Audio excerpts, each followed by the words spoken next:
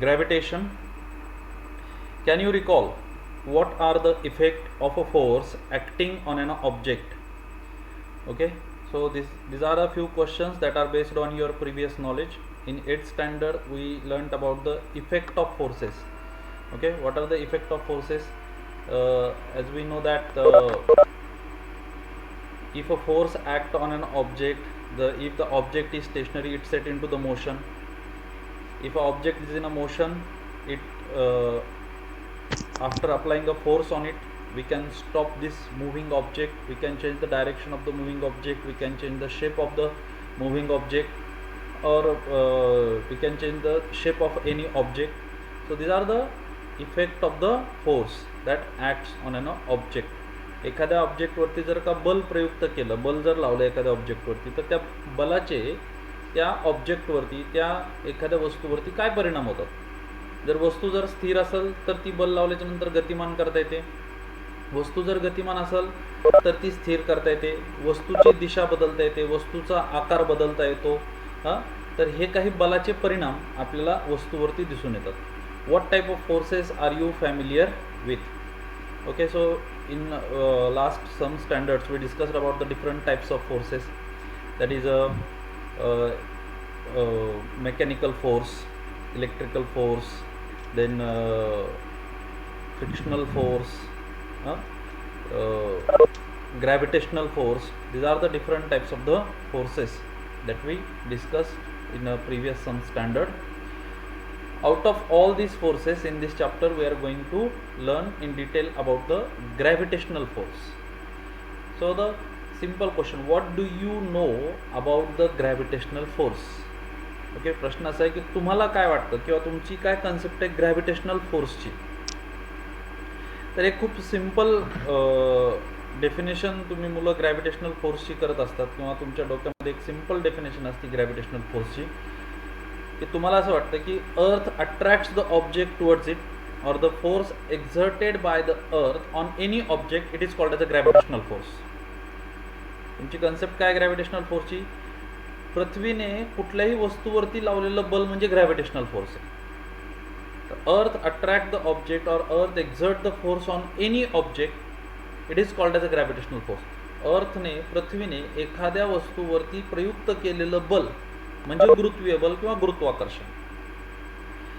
तर या ठिकाणी इतकी छोटी किंवा ही एकदम परफेक्ट पृथ्वीने प्रयुक्त केलेलं बल हे निश्चितपणे ग्रॅव्हिटेशनल फोर्स आहे, पण तो ग्रॅव्हिटेशनल फोर्सचा एक एक्झाम्पल म्हणून आपल्याला सांगता येईल. फक्त अर्थने एक्झर्ट केलेलं फोर्स म्हणजेच ग्रॅव्हिटेशनल फोर्स असं नाही. तर न्यूटनने त्याची डेफिनेशन केलेली आहे ग्रॅव्हिटेशनल फोर्स कशाला म्हणायचं ते, आणि त्याच्या बाबतीमध्ये या चॅप्टरमध्ये आपण डिटेलमध्ये बघणार आहे. We have seen in the previous standard that the gravitational force is a universal force and it acts not only between the two objects on the earth but also between any two objects in the universe. Let us now learn how this force was discovered. Okay, so according to the Newton, what is a gravitational force? The force exerted between the any two object or any object in the universe attracts any other object towards its center with some force. That force is called as a gravitational force. By the gravitational force ची definition काय? Gravitational force कुणाला म्हणायचे? Every object in the universe, या युनिवर्समध्ये not only on the earth, every object in the universe attracts every another object. या युनिवर्समध्ये असलेली प्रत्येक गोष्ट ही प्रत्येक दुसऱ्या गोष्टीला, प्रत्येक दुसऱ्या एखाद्या वस्तूला अट्रॅक्ट टुवर्ड्स इट्स सेंटर, स्वतःच्या केंद्रकाकडे खेचून घेत असते. विथ सम फोर्स, काही बलाने स्वतःच्या केंद्रकाकडे ती खेचत असते. With some force, that force is called as a gravitational force.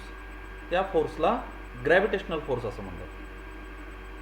आता ही जी तुमची जी कन्सेप्ट होती की फक्त अर्थने अट्रॅक्ट केलेला फोर्स म्हणजे ग्रॅव्हिटेशनल फोर्स, ही थोडा वेळ बाजूला ठेवा. तर कुठल्याही दोन वस्तू, म्हणजे फॉर एक्झाम्पल एखाद्या बेंचवरती जर दोन विद्यार्थी बसलेले असतील तर ते दोन्ही विद्यार्थी एकमेकांकडं काही बलाने आकर्षित करत असतात, खेचून घेत असतात, आणि तो जो काही फोर्स आहे that force is called as a gravitational force. Okay. Now let us now learn how this force was discovered. आधी आपण बघू की हा शोधला कसा केला आणि त्याच्यानंतर याच्याविषयी आपण आणखी डिटेलमध्ये बघत होतो. Gravitation. As we have learned, the phenomenon of gravitation was discovered by Sir Isaac Newton. As the story goes, he discovered the force by seeing an apple fall from a tree on the ground. He wondered why all apples fall vertically downward and not at an angle to the vertical. Why do they not fly off in a horizontal direction? Okay, so all of you know that gravitational force is discovered by sir Isaac Newton. Sir Isaac Newton यांनी gravitational फोर्सचा शोध लावलेला आहे, गुरुत्वाकर्षण बलाचा शोध लावलेला आहे. आणि त्याची एक आपल्याला पॉप्युलर स्टोरी पण माहिती आहे की सर आयझॅक न्यूटन एकदा झाडाखाली बसलेले होते आणि झाडाखाली बसलेले असताना त्यांच्या डोक्यावरती ते ॲपल जे ते त्यांच्या डोक्यावरती पडलं आणि मग त्यांनी असा विचार केला की हे ॲपल अशा पद्धतीने आपल्या डोक्यावरती किंवा वरून झाडावरून असं खालीच का आलं. हां, तर त्यांच्या मनामध्ये जे काही प्रश्न पडलेले होते तर त्यांच्या मनामध्ये असे प्रश्न होते की wondered why all apple fall vertically downward. हे जे ॲपल आहे why it falls vertically downward, ते सरळ लंब दिशेमध्ये नीट खालीच का पडतं.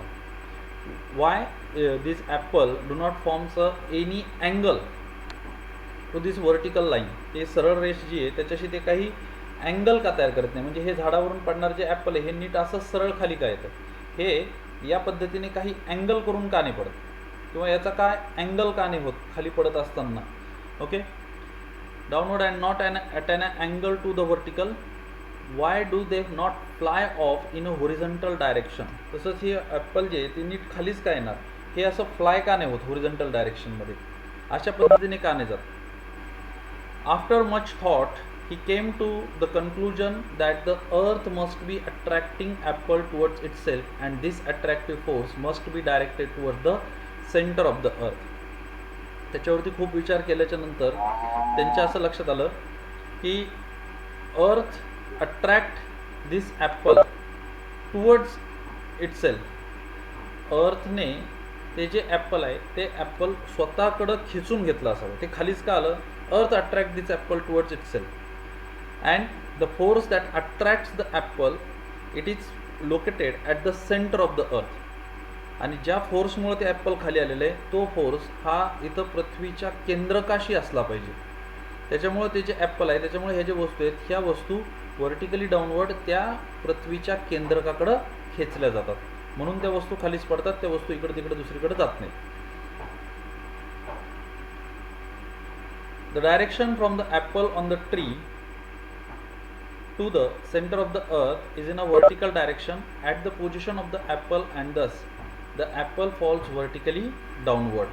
त्याच्यामुळे ते ॲपल वरून त्या पद्धतीने खाली पडतं. Figure 1.1 on the left shows an apple tree on the earth. The force on the apple and an apple on the tree is towards the center of the earth, that is along the perpendicular from the position of the apple to the surface of the earth. The figure also shows the gravitational force between the earth and the moon. The distance in the figure are not according to the scale. Okay, so you can see in this diagram 1.1 या डायग्राममध्ये तुम्हाला दिसेल बघा. हे जे apple आहे हे Apple इथं खालीच अशा पद्धतीने का आलं. याची जी डायरेक्शन आहे it is towards the centre of the earth. हे केंद्रकाकडे खेचलं गेलं त्याच्यामुळे हे ॲपल या पद्धतीने खाली आलं. त्याचबरोबर इथं चंद्र आणि पृथ्वी याच्यामधलं सुद्धा या ठिकाणी ग्रॅव्हिटेशनल फोर्स दाखवलेला आहे बघा. की ज्या पद्धतीने earth exert some force on an apple, similarly earth must exert some force on the moon also. Okay, ज्या पद्धतीने त्या ॲपलवरती काहीतरी बल प्रयुक्त केलं त्याच्यामुळे ते ॲपल खाली आलं, त्याच पद्धतीने अर्थ जी आहे ती चंद्रावरती सुद्धा काहीतरी बल प्रयुक्त करत असेल. चंद्रावरती सुद्धा त्याचं काही ना काहीतरी फोर्स एक्झर्ट केलेला असणार. The distance in the figure, आता हे जे काही डिस्टन्स आहे हे काय स्केलनुसार नाही आहे, हे याच्यापेक्षा जास्त डिस्टन्स आहे. डायग्राम म्हणून आपल्याला त्यांनी असं दाखवलं. Newton thought that if the force of gravitation acts on Apple on the tree at different heights from the surface of the earth, can it also act on object at even greater heights. आता या पृथ्वीपासून हे झाड आहे आणि त्या झाडावरती ज्या उंचीवरती जे ॲपल आहेत याच्यावरती जर का हा फोर्स ॲक्ट होत असेल तर याच्यापेक्षाही काही उंच ज्या वस्तू असणार आहेत जे जास्त हाईटवरती असणार आहे तिथं सुद्धा अर्थचा ग्रॅव्हिटेशनल फोर्स ॲक्ट होत असेल का? Can it also act on an object even greater heights much farther away from the earth, like for example the moon? Can it act on even farther objects like the other planets and the sun? मग अजून हा force जसं की जास्त उंचीवरती असणारे object, जसं की सगळ्यात जास्त उंचीवरती आपण चंद्र धरू, तिथपर्यंत ॲक्ट होत असेल का? आणि त्याच्याही पुढे जाऊन इतर जे काही ग्रह असतील किंवा सूर्यासारखे असणारे जे काही तारे वगैरे असतील त्याच्यावरती सुद्धा पृथ्वीय बल कार्यरत असेल का? ग्रॅव्हिटेशनल फोर्स ॲक्ट होत असेल का? Okay. Use of I C टीचा यूज तुम्हाला या ठिकाणी त्यांनी करायचं सांगितलं आहे. Collect the videos and PPTs about the gravitational force and different planet. Okay. तुम्ही ग्रॅव्हिटेशनल फोर्स आणि इतर प्लॅनेट याच्याबद्दलचं असणारा काही PPTs वगैरे तुम्ही नेटवरती सर्च करू शकता आणि कलेक्ट करू शकता, ते बघू शकता. व्हिडिओ वगैरे सुद्धा तुम्हाला यूट्यूबवरती अवेलेबल आहे. Force and motion. आता फोर्स अँड मोशन आपल्याला पाहायचं आहे का? सगळ्यात पहिली गोष्ट लक्षात घ्या, ॲपलवरती ग्रॅव्हिटेशनल फोर्स ॲक्ट झाला, ॲपल खाली पडलं. जर चंद्रावरती सुद्धा ग्रॅव्हिटेशनल फोर्स ॲक्ट असेल, आता आपल्याला माहिती आहे की तो आहेच, त्याच्यामुळे चंद्र त्याच्या कक्षेमध्ये फिरतोय, नसता तो कक्षा सोडून गेला असता. चंद्र पृथ्वीच्या भोवती फिरतोय, त्याच्या ऑर्बिटमध्ये फिरतोय. जर तो त्याच्यावरती जर ग्रॅव्हिटेशनल फोर्स ॲक्ट नसता तर तो ती ऑर्बिट सोडून गेला असता, बरोबर. मग if similarly earth acts some force, gravitational force on the moon, then why moon does not fall on the earth?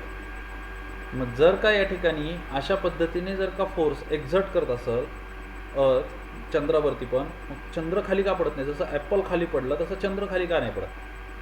तर याचं कारण शोधण्यासाठी आपल्याला पुढच्या काही दोन कन्सेप्ट आपल्याला बघाव्या लागतात. नाव first that is a force and motion. Force आणि मोशन जे आहे याच्यामध्ये काय त्या ठिकाणी साम्य बघा. We have seen that a force is necessary to change the speed as well as the direction of motion of an object. Okay. So force is necessary to change the speed. एखाद्या वस्तूची जर का गती आपल्याला जर बदलायची असेल, speed जर आपल्याला बदलायची जर असेल, तर त्या ठिकाणी आपल्याला फोर्सची आवश्यकता आहे, बलाची आवश्यकता आहे. As well as the direction of motion of an object. एखाद्या ऑब्जेक्टची जे गतीमध्ये आहे त्याची जर का गती वाढवायची असेल किंवा त्याची दिशा जर बदलायची असेल तर आपल्याला त्या ठिकाणी बलाची आवश्यकता आहे, फोर्सची आवश्यकता आहे. Can you recall what are the Newton's laws of motion? मागच्या वर्षी आपल्याला 3 न्यूटन लॉज ऑफ मोशन होते, बरोबर, आठवते? ते न्यूटन लॉज ऑफ मोशन काय आहेत ते तुम्हाला या ठिकाणी सांगायचे. 3 न्यूटन लॉज ऑफ मोशन आपण मागच्या इयत्तेमध्ये शिकलेलो आहे, बरोबर. Okay. Introduction to scientist.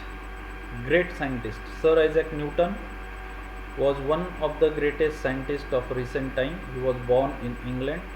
He gave his laws of motion, equations of motion and theory of gravity in his book Principia.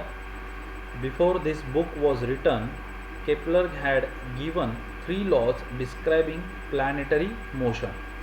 एबा सर आयझॅक न्यूटनने याने जे काही लॉज ऑफ मोशन असतील किंवा इक्वेशन्स ऑफ मोशन आहेत किंवा थिअरी ऑफ ग्रॅव्हिटी जे ही Principia नावाचं जे एक पुस्तक आहे त्या पुस्तकामध्ये त्यांनी ते लिहिलेलं आहे. सगळं हे ग्रॅव्हिटेशनल लॉ वगैरे सगळं त्या प्रिन्सिपियामध्ये आलेलं आहे. ह्या पुस्तक तो लिहिण्याच्या आधी केपलर नावाचा एक सायंटिस्ट आहे ज्याचे केपलरचे लॉ आपल्याला बघायचे. Kepler had given the 3 laws describing planetary motion. नेमके ग्रह जे आहेत ते सूर्याच्या भोवती कशा पद्धतीने फिरतात हे पाहण्यासाठी, हे सांगण्यासाठी त्या ठिकाणी केपलरने 3 नियम मांडलेले आहेत. Kepler had given the 3 laws describing planetary motions. However, the reason why planets move in the way described by Kepler's law was not known. Newton, with this theory of gravity, mathematically derived Kepler's laws. केपलरने ते कसे move होतात ते सांगितलं होतं, ते का move होतात हे त्याला सांगता आलेलं नव्हतं. ते मॅथमॅटिकली केपलरचे जे लॉ आहेत ते न्यूटनने प्रूव्ह केलेले. In addition to this, Newton did groundbreaking work in several areas including light, heat, sound and mathematics. He invented a new branch of mathematics. This is called calculus and has wide-ranging applications in physics and mathematics. He was the first scientist to construct a reflecting telescope. मागच्या वर्षी आपण ते reflecting telescope पाहिलेलं आहे, Newtonian telescope, बरोबर, आठवतंय? Okay. तर आपण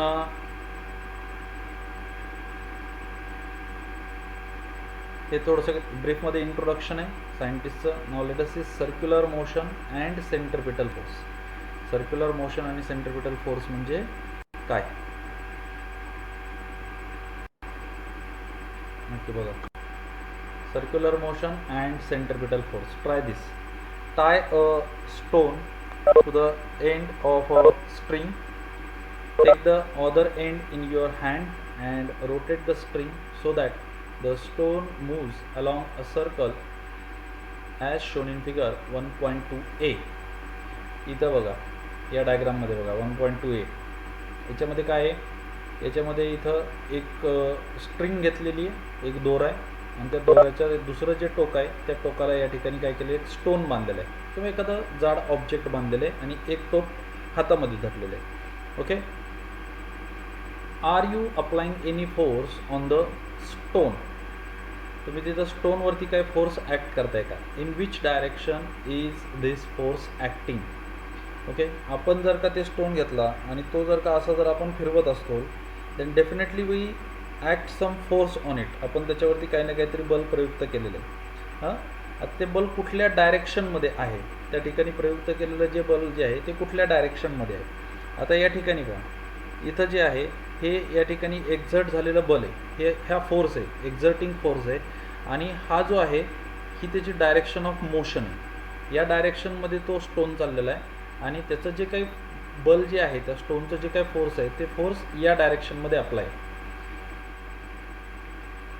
what will be the effect on the stone. स्टोनवरती त्याचा काय इफेक्ट होईल. As long as we are holding the string we are pulling the stone towards us, that is towards the centre of the circle and are applying the force towards it. जोपर्यंत आपण ती दोरी व्यवस्थित धरलेली हातामध्ये आणि जोपर्यंत आपण त्याला फिरवतोय त्यावेळेस आपण प्रत्येक वेळेस तो स्टोन काय करतोय, सेंटरकडे म्हणजे आपल्या हाताकडे खेचण्याचा प्रयत्न करतोय. Okay. As long as we are holding the string we are pulling the stone towards us, आपल्याकडे त्याला ओढतोय, that is towards the centre of the circle and are applying the force towards it. आणि त्या दिशेमध्ये बल पण लावलं जाते. The force stops acting if we release the string. जर ते आपण सोडून दिलं देन फोर्स स्टॉप ॲक्टिंग. आपण लावलेलं जे काही बल आहे ते त्या ठिकाणी ॲक्ट होणं, अप्लाय होणं काय होऊन जाईल, बंद होऊन जाईल.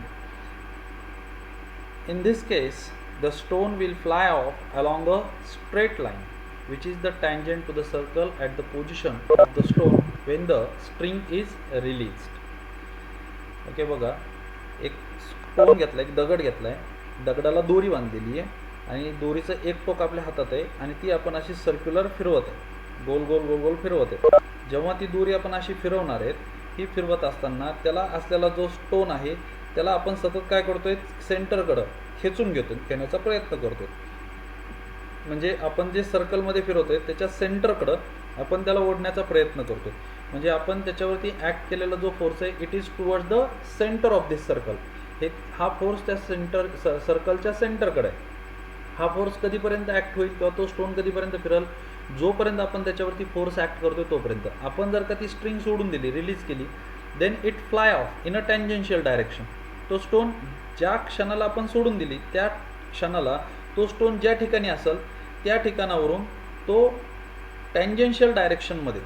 आता या ठिकाणी बघा, इथं जर का स्टोन आपण, इथं स्टोन आहे, इथं जर का ही दोरी सोडून दिली तर हा जो काही स्टोन आहे हा स्टोन इथं आल्याच्या नंतर आपला फोर्स रिलीज झाला तर या टँजेन्शियल डायरेक्शनमध्ये तो निघून जाईल. ओके. त्याला त्या सर्कलला जो टँजंट काढलेला आहे त्या डायरेक्शनमध्ये तो निघून जाईल आणि त्याच्यावरती काही फोर्स ॲक्ट असणार नाही एकदा आपण रिलीज केल्याच्या नंतर. When the string is released, because that is the direction of its velocity at that instant of time, you may recall that we have performed a similar activity previously in which a 5 rupee coin kept on a rotating circular disc flies off the disc along the tangent to the disc. याच्या आधी पण आपण ही activity केलेली आहे. मागच्या वर्षी इयत्ता 9वीला असताना आपण बलाचे परिणाम जेव्हा बघत होतो त्यावेळेस फक्त तिथं काय होतं, डिस्क होती, एक चकती होती आणि ती फिरत असताना त्याच्यावरती 5 रुपयाचं जर कॉईन ठेवलं तर ती सुद्धा त्या चकतीला टँजेन्शियल डायरेक्शनमध्ये ते 5 रुपयाचं कॉईन उडतं किंवा ते फेकलं जातं. दस a force acts on an object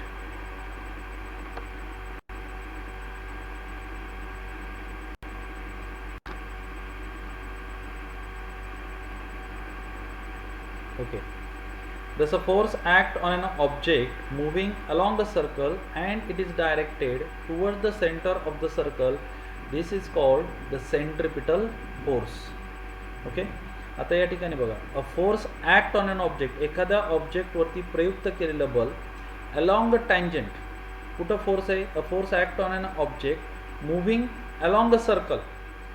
कशामध्ये फिरणार आहे? एका वर्तुळाकृती आकारामध्ये फिरणारा ऑब्जेक्ट आहे, त्याच्यावरती प्रयुक्त केलेलं बल moving along a circle and it is directed toward the centre of the circle. In a simple words, force is that is acting towards the center of the circle. It is called as a centripetal force. केंद्रकीय बल. एखादी वस्तू जर का एखाद्या केंद्रकाच्या भोवती जर का वर्तुळाकार आकारामध्ये जर फिरत असेल आणि त्या वस्तूचं बल जर हे केंद्रकाच्या दिशेमध्ये जर प्रयुक्त झालेलं असेल, then that is called as a centripetal force. The force acting on an object moving along a circle, it is directed towards the center of the circle. It is called as centripetal force. Centripetal means center seeking. केंद्रकाकडे लागलेलं बल. That is the object tries to go towards the center of the circle. अशा प्रकारचं object जे केंद्रकाकडे जाऊ इच्छितो. Because of this force. So such a force it is called as a centripetal force. Okay.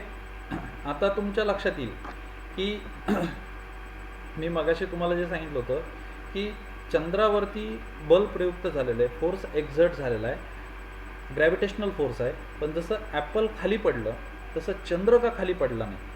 कारण की चंद्र जो आहे तो चंद्र मोशनमध्ये आहे, गतीमध्ये आहे. त्याची गती कशी आहे? सर्क्युलर मोशन आहे. तो वर्तुळाकार गतीमध्ये आपल्या पृथ्वीच्या भोवती फिरत आहे आणि तो फिरत असताना त्याचा जो फोर्स आहे it is toward the centre of the earth. म्हणजे सेंट्रिपिटल फोर्स आहे, सेंटर सिकिंग फोर्स आहे. आता जोपर्यंत त्याच्यावरती ते बल प्रयुक्त आहे तोपर्यंत तो त्या सर्क्युलर ऑर्बिटमध्ये फिरणार आहे. ज्यावेळेस हा फोर्स काढून टाकला जाईल त्यावेळेस तो जो चंद्र ज्या पॉईंटला आपण याचा अर्थने ॲक्ट केलेला ग्रॅव्हिटेशनल फोर्स काढून टाकू त्या पॉईंटला त्या क्षणाला तिची जी व्हेलॉसिटी असेल त्या व्हेलॉसिटीने तो टँजेन्शियल डायरेक्शनमध्ये निघून जाईल. आलं का लक्षात? Okay. Because of the centripetal force it is moving around the earth. Okay, and because of its velocity, because of its motion, it do not fall on the surface of the earth. त्याची जी motion आहे, त्याची जी गती आहे, त्याच्यामुळे तो अर्थच्या सरफेसवरती पडत नाहीये.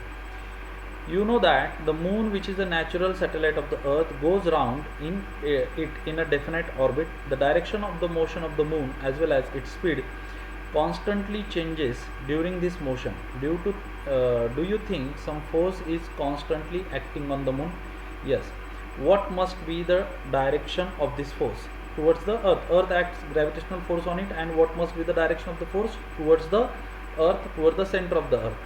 How would its motion have been if no such a force acted on it? If no such a force act on it, that moon is flies off tangentially at the point when we release that force. Do the other planet in a solar system revolve around the sun in a similar fashion? Yes, obviously. Sun exerts some gravitational force on it. That's why all the planets around the sun rotate around the sun. Okay. Otherwise, they leave their orbit. Is similar force acting on them? Yes, gravitational force, but the gravitational force acting by the sun. What must be its direction towards the sun? Okay. From the above activity, example and questions, it is clear that for the moon to go around the earth, there must be a force which is exerted on the moon, and this force must be exerted by the earth, which attracts the moon towards itself. Similarly, the sun must be attracting the planets, including the earth, towards itself. Okay. सूर्य सुद्धा force exert करतो, gravitational force exert करतो. त्याच्यामुळं जे बाकीचे जे आपले planet आहेत ते सूर्याच्या भोवती फिरत असतात, ते त्यांची कक्षा सोडून जात नाहीत because of the gravitational force of the sun. Similarly, moon revolve around the earth because of the gravitational force of the earth. Okay. So this is somehow the concept of gravitation and a centripetal force or a circular motion. Okay. तर हे या चॅप्टरचं थोडक्यात introduction आहे. तुम्हाला gravitation म्हणजे काय, फार महत्त्वाची गोष्ट आहे की ग्रॅव्हिटेशन म्हणजे की एखादा असणारी जी वस्तू आहे ती कुठल्याही दुसऱ्या वस्तूला स्वतःच्या केंद्रकाकडे खेचून घेते. समजा आपल्याकडे एक टेबल आहे, टेबलवरती या ठिकाणी एक चॉक बॉक्स ठेवलेला आहे आणि एक डस्टर आहे, तर त्या दोन्ही वस्तू एकमेकांकडे खेचत असतात with some force. That force is called as a gravitational force. त्या फोर्सला आपण ग्रॅव्हिटेशनल फोर्स. हां, यस यस सर. हा विचार. सर सेंट्रिपिटल फोर्स समजला नाही. सेंट्रिपिटल फोर्स मीन्स, येतोय का आवाज, येतोय का? Centripetal force means centre seeking force, the force acting towards the centre. केंद्रकाकडं लागलेलं बल म्हणजे केंद्रकीय बल. जेव्हा आपण एखादा दगड, ह्या ॲक्टिव्हिटीमध्ये आपण जो स्टोन आहे तो स्टोन एका स्ट्रिंगला बांधलेला आहे आणि जेव्हा आपण ते फिरवतो त्यावेळेस तो जो काही स्टोन आहे तो स्टोन आपल्याला फेकून द्यायचा नाही आहे, आपण त्याला स्वतःजवळ धरून ठेवण्याचा प्रयत्न करतो, बरोबर का? फेकून जर द्यायचा असता तर तो त्या डायरेक्शनमध्ये गेला असता. आपण त्याला धरून ठेवण्याचा प्रयत्न करतो, म्हणजे त्या स्टोनवरती सध्या जे ॲक्ट असलेला फोर्स आहे ते कुठे, आपण आपल्या हाताने त्याला फिरवतो, म्हणजे सध्या ते फोर्स कुठं आहे, आपल्या हाताजवळ, म्हणजे it is towards the centre. So that's why it is a centre seeking force means centripetal force. केंद्रकाकडे लावलेलं बल म्हणजे केंद्रकीय बल, बरोबर. आता आपली अर्थ आहे, अर्थच्या भोवती या ठिकाणी मून आहे, चंद्र आहे, चंद्र फिरतो, म्हणजे ह्या चंद्राचं जे गुरुत्वाकर्षण बल आहे हे चंद्राला कोण खेचतंय? अर्थ खेचते. कुठं खेचते? त्याच्या केंद्रकाकडे खेचते. म्हणून त्या ठिकाणी सेंट्रिपिटल फोर्स ॲक्ट आहे अर्थचा याच्यावरती, चंद्रावरती. ओके, अलग लक्षात. Centripetal force means centre seeking force, the force acting towards the centre. Okay, काही अजून काही क्वेश्चन कोणाचा? काही प्रश्न आहे अजून?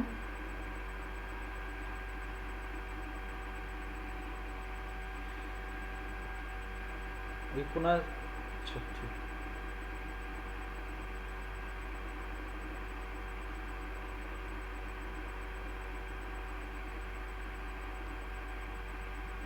ओके, काय प्रॉब्लेम अजून? Any question?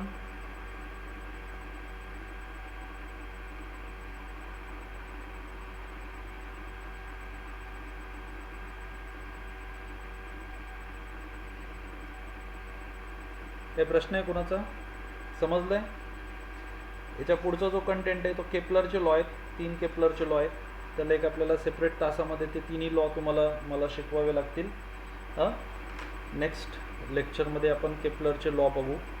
तर हे आज फक्त वाचा, याच्यामध्ये काहीच नाही, फक्त एक तुम्हाला ग्रॅव्हिटेशन म्हणजे काय ही कन्सेप्ट लक्षात आली पाहिजे. आधी तर डोक्यातून आधी हे बाहेर काढा की फक्त अर्थने एक्झर्ट केलेला फोर्स म्हणजे ग्रॅव्हिटेशनल फोर्स, हे आधी बाजूला ठेवा. आणि एक गोष्ट लक्षात घ्या, every object attracts every another object towards its centre with some force. That force is called as a gravitational force. Okay,